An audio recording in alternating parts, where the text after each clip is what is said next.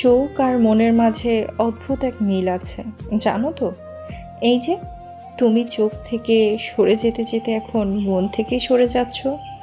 ভাবছো ভালোবাসা কমে গেছে, কমেনি, আরো হু হু করে বাড়ছে। জানো, কখনো কখনো মানুষের আচরণ, অবহেলা, তার প্রতি আগ্রহ, মনোযোগ, শ্রদ্ধা এবং ভালোবাসার অনুভূতিটাই নষ্ট করে দেয়। চোখ থেকে সরে যেতে যেতে মন থেকেও সরে যায় তখন। আচ্ছা, তোমার আফসোস হয় না এই যে এইভাবে দূরে যাচ্ছ, ভালোবাসায় না থেকে এই যে এইভাবে দিনের পর দিন অভিমান অভিযোগে থাকছো? তোমার তাতে অনুশোচনা হয় না? মনে হয় না মানুষের মন থেকে উঠে যাওয়ার ব্যাপারটা খুবই ভয়ঙ্কর? জানি তোমার আফসোস নেই, পৃথিবীতে অভাগা মানুষগুলোর মতো তোমার আফসোস নেই, যারা ভালোবাসা পায়নি কারোর, যারা অবহেলা অনাদারে বেড়ে উঠেছে। ভালোবাসার মর্ম তাদের চাইতে ভালো আর কে বোঝে? তোমার আফসোস তখনই হবে যখন দেখবে পৃথিবীতে বিন্দু মাত্র স্বার্থ না থাকলে মানুষ মনেও রাখে না, যখন দেখবে সত্যিকার ভালোবাসা পেতে মানুষকে এক জীবনে কত তপস্যা করতে হয়। এক মানুষের ডুবে থাকা মানুষগুলোই একতরফা ভালোবাসার রোষানলে পড়ে।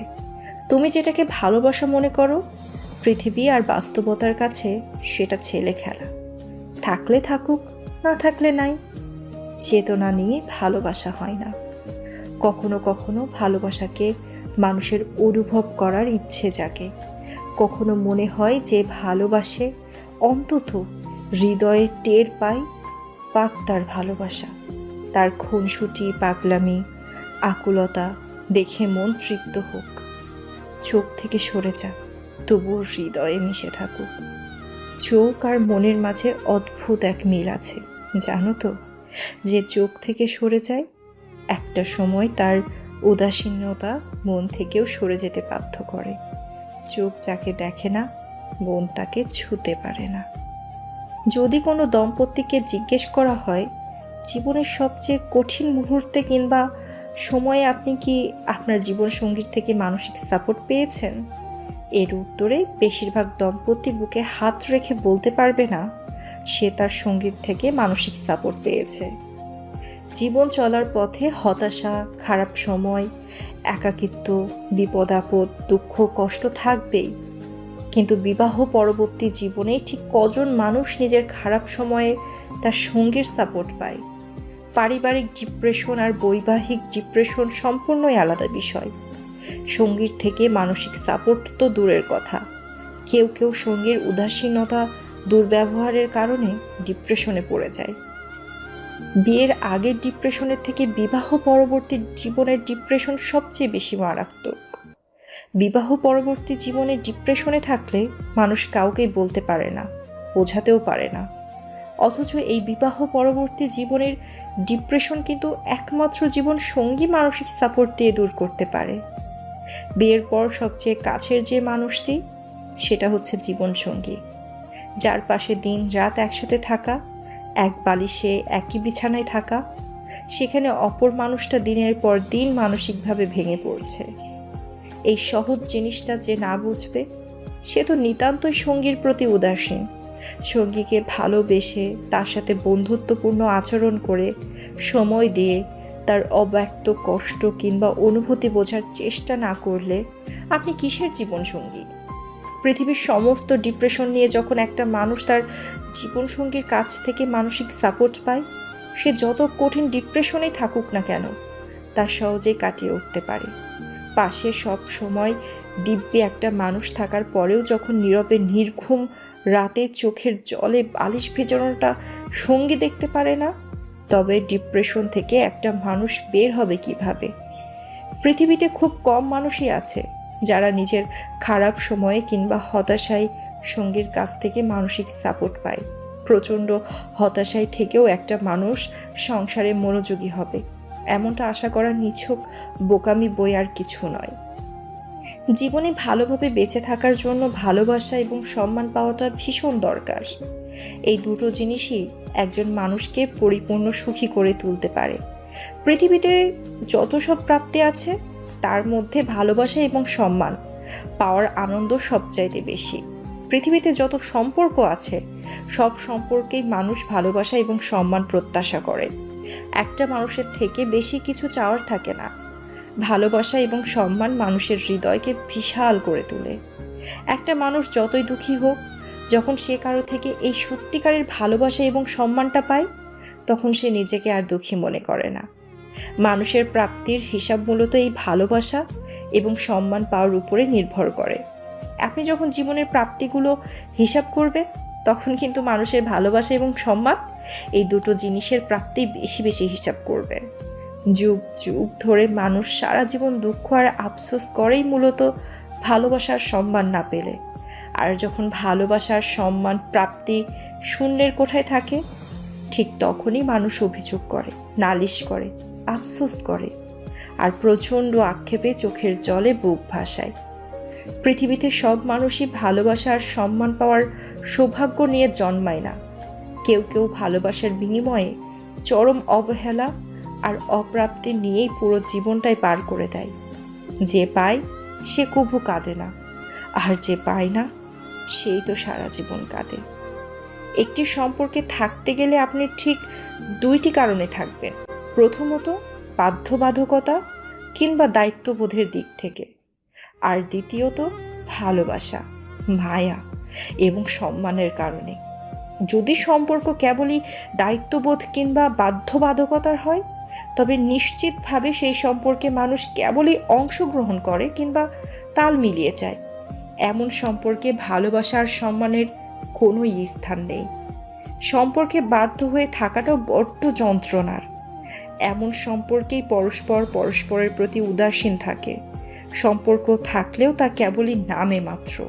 আর যদি সম্পর্ক হয় ভালোবাসা আর সম্মানের, সেক্ষেত্রে আপনাকে সম্পর্কে সিরিয়াস থাকতেই হবে। পরস্পরের ভালোবাসায় যে সম্পর্কের মায়ের সৃষ্টি হয়, এমন সম্পর্কগুলোই হয় ঠিক মনের মতন। সম্পর্ক যখন মনের সাথে মিশে যায়, তখন কিন্তু তা ভাঙা ভারী মুশকিল। পরস্পরের মায়া ভালোবাসায় যে সম্পর্ক গড়ে ওঠে, তার ভিত্তি থাকে মজবুত। সেখানে শুধুই পরস্পরের সাথে তাল মিলিয়ে কিংবা অংশগ্রহণ করে যাওয়া নয়, বরং ভালোবাসার টানে সেই সম্পর্ককে মানুষ জুড়ে থাকে যুগের পর যুগ। পরস্পরের প্রতি পরস্পরের কেয়ারিং, স্যাক্রিফাইস, সহমর্মিতা, দায়িত্ববোধ, এমন সম্পর্কে আপনা আপনি তৈরি হয়। মানুষ সম্পর্কে যাওয়ার আগে মনের মতো সম্পর্ক চায়। তবে দুঃখজনক হলেও এটাই সত্যি, বেশিরভাগ সম্পর্কগুলোতে মায়া, ভালোবাসা কিংবা সম্মানের চাইতে সবচেয়ে বেশি গুরুত্ব পায় দায়িত্ববোধ এবং বাধ্যবাধকতা। আপনি ভালোবাসুন কিংবা না বাসুন, সম্পর্কের দায় আপনাকে ঠিকই টেনে নিয়ে যেতে হবে যুগের পর যুগ। যে মানুষটা আপনাকে ভালোই বাসে না, সে কখনোই আপনার প্রতি যত্নবান হবে না। আপনার প্রতি যত্নশীল আচরণ তার মধ্যে বিস্তার লাভ করবে না। যতই চেষ্টা করুন না কেন, সে কিছুতেই আপনার কিংবা সম্পর্কের যত্ন নিবে না। আর এটাই স্বাভাবিক। জীবন চলার পথে অনেক মানুষের সাথে পরিচয় হয়। কারণে অকারণে সেই পরিচিত অনেক মানুষের মধ্যে ঠিক একটা মানুষের প্রতিই আপনার অনুভূতি আর আবেগ কাজ করে। সব মানুষের প্রতি কিন্তু অনুভূতি কাজ করে না। আপনি কাউকে ভালোবাসেন মানে এই নয় সেও আপনাকে ঠিক একইভাবে ভালোবাসবে। হতে পারে সে ভালো না বেশেও ভালোবাসার ভান করেছে মাত্র। হয়তো আপনি সেটা অনুধাবন করতে পারলেও মেনে নিতে পারছেন না। মানুষ যাকে সত্যিকার অর্থে ভালোবাসে, সে তার ভালোবাসার মানুষটার প্রতি যত্নবান হবেই। আর সেই ভালোবাসার মানুষটার চাওয়া পাওয়া, পছন্দ কিংবা অপছন্দের গুরুত্ব দিবেই। নিজেকে প্রশ্ন করুন, আপনি যাকে ভালোবাসেন তার থেকে শত অবহেলা পাওয়ার পরেও কি তাকে বিনিময়ে অবহেলা করতে পারেন? নিশ্চয় না।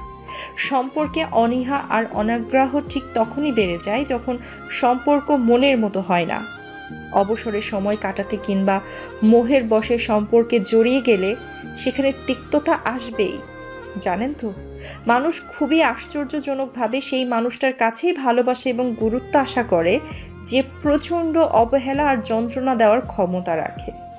আমাদের ভালোবেসে এমন হাজার মানুষের ভিড়ে সেই একটা মানুষ যে কিনা আমাদের বোঝে না, বোঝার চেষ্টাটুকুও করে না, ঠিক তার কাছে মূলত আমরা অসহায় মানুষগুলো নিজের ভালো থাকার নিয়ন্ত্রণ সমর্পণ করে দেই। আর তারপর সে ভালো থাকলেও আমাদের আর ভালো থাকা হয়ে ওঠে না। কিছু মন খারাপ থাকে যা কাউকে বোঝাতে ইচ্ছে করে না, ব্যাখ্যা করে বলতে ইচ্ছে করে না। ঠিক কোন কারণে মন ভালোর কপাটে খিল লেগে খুলে গেছে মন খারাপের দরজা, যেখানে ডানা ভাঙা একটা সাদা কবুতর নীরবে প্রতিদিন ছটফট করছে। মনটা তখন শরতের আকাশে হারিয়ে যাওয়ার এক টুকরো মেঘ। কোথাও বৃষ্টি হয়ে সে ঝরে পড়তে পারে না, আবার রোদও হতে পারে না। বুকের ভেতর কেবল একটা শুকিয়ে যাওয়া নদী হয়ে পাথরের গায়ে গায়ে নীরবতার শব্দ বয়ে নিয়ে যায়। বাইরে থেকে যেন সব ঠিকঠাক, অথচ ভেতরে কেউ একটা অনেক দিন ধরে বসন্তের অপেক্ষায় জানালার পাশে বসে আছে, যে এই অপেক্ষার শেষ জানে না, কেবল জানে এলোমেলো বাতাসের সাথে দীর্ঘশ্বাসের যুক্তি করে বারবার বলতে, আমার এত দুঃখ লাগে কেন, আমি এত বিষাদ প্রেমী কেন, যার কোনো উত্তর আসে না, কেবল চুপচাপ বাতাসে মিলিয়ে যায়, যেমন চুপচাপ করে বুকের ভেতর সন্ধ্যা নামে, কোনো শব্দ না করে।